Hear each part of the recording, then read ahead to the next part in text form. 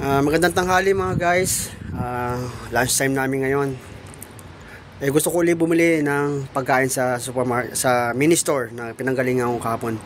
Tara, punta tayo dun, tingnan natin kasi may gusto kong bili na pagkain. Kinapos kasi yung yung ulam ko. Ewan ko, di ko alam kung magkakasya pa yung isda na yun. Tingnan natin kung may manok doon. Tara.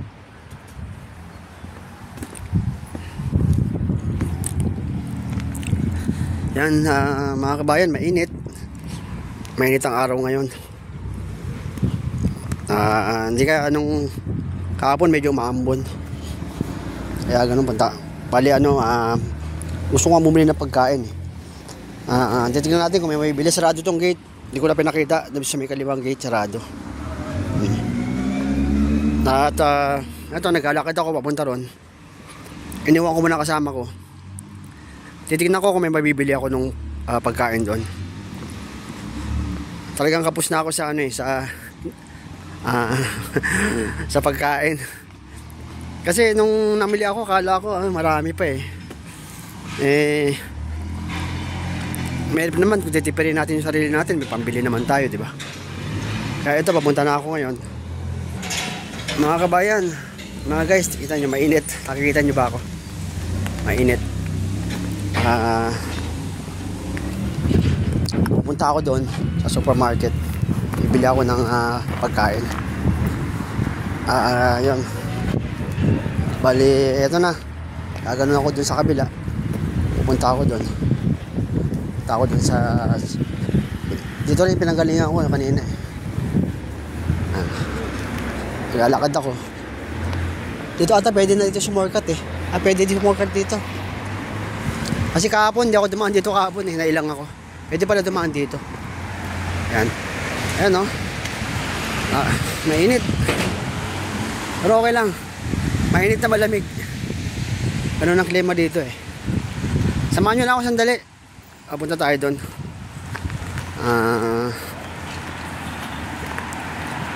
Parang gusto ko kasi bumili ng tinapay din.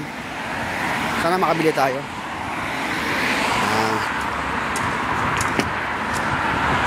Nalakad na ako as usual.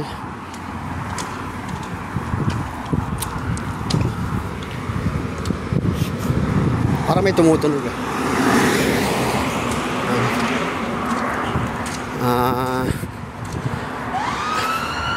ito na. Merong hindi ko alam kung ambulansya yun dito kapag merong ambulansya na dadaan, kailangan may stop ka, mag-giveaway ka kasi sila ang priority. Ganun dito sa atin, ganun din naman, diba? Pero talaga dito hindi pwede kasi tatabi ka. Doon sa atin walang ganun sinusundan pa yung ambulansya Dito sa UK kailangan tumabi ka kasi sa kanila talaga emergency yun.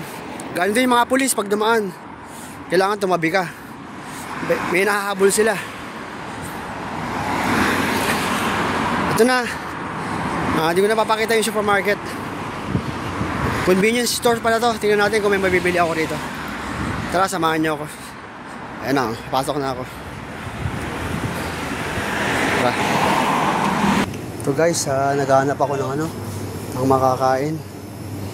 Ito, naghahanap ako ng pagkain dito. Chicken curry. Tingnan natin itong chicken curry. Malaki pala to Malaki pala to. Nakita nyo yung supermarket, nandito ako sa loob. Nandito ako sa loob. Yes. Tingnan ko kung may tinapay dito. Gusto ko tinapay sana tinapay. Ito Kano kaya ito? Kasi ito hotdog nila. Hotdog nila yan.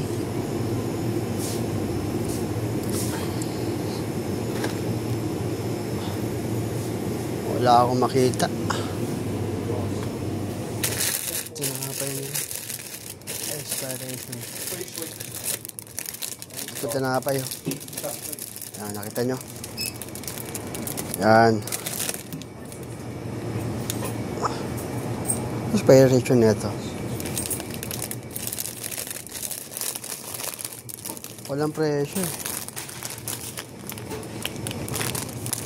Itanong natin kung magkano presyo nito.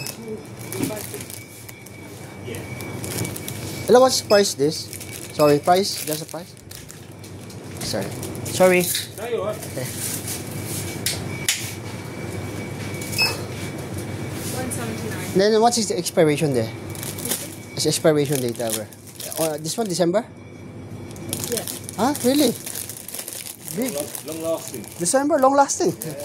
Because some bread is only. Well, when you get it, if it's close, stick them in the freezer. And take it out and you use it. Really? They last 3 months. Yeah. Oh, okay, thank you. The freezer, yeah. Okay, thank you very much. Maybe I'm buying this one. Okay. That's what we do. We buy 2 loaves a week. We put one in the freezer, Then. and then we use the other one. Okay. Before we use it, take it out the freezer. No, I like. I used to drink green tea, you know, Oh yeah. with milk. I'm adapting now in the UK because here all people here eat bread, meat, Yeah. and I'm Filipino. I'm eating rice, but sometimes I'm adapting what they're doing here. So is that it? Pasta. Yeah, It's all carbs, all carbs. yeah. See you later. Thank you. See ya. Okay. I think this one is good.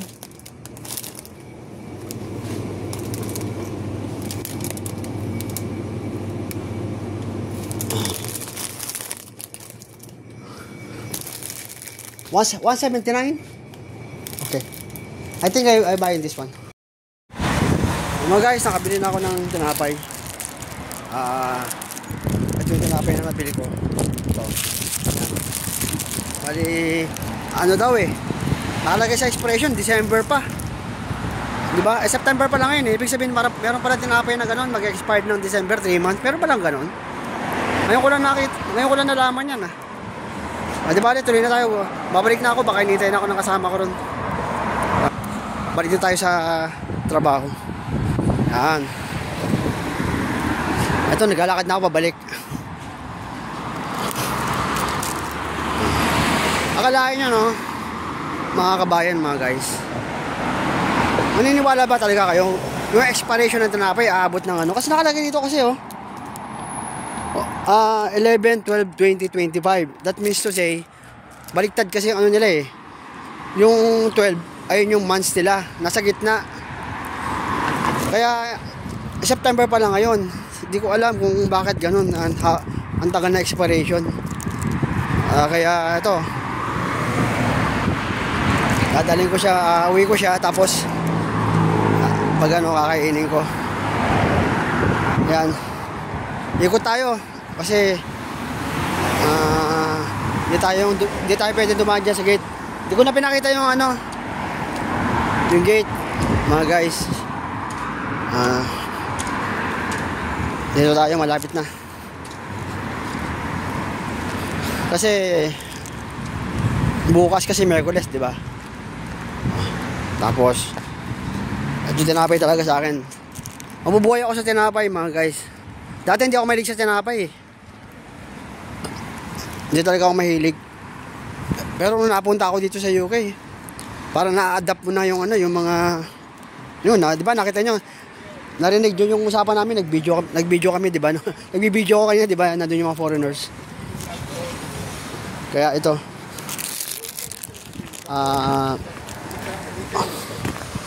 Uwi na ako. Ay, uwi na ako. Mali pala. Pasok na ako ulit. Akalain mo, no? Nakipagkwentuhan sa akin yung mga ano, nakapag-video ako sa loob. Yan. Kasi, malalaman nila yung kapag binibidyoan mo sila.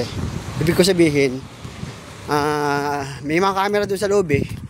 Pipigilan ka na agad nila. Sabihin, pinayagan nila ako mag-video. Nakita ko. Hindi ko na inano yung cashier kasi mamaya baka mamalata siyang binibidyoan ko siya eh. Pag ganun kasi nakatapat yung cellphone mo, nakatapat ng ano mo, yun. Eto na. Papunta na ako sa warehouse. Malamang naghihintay na yung kasama ko doon. Ayan. Malapit na mga guys, mga kabayan, malapit na. Konting tiis na lang. Makakarating na rin tayo.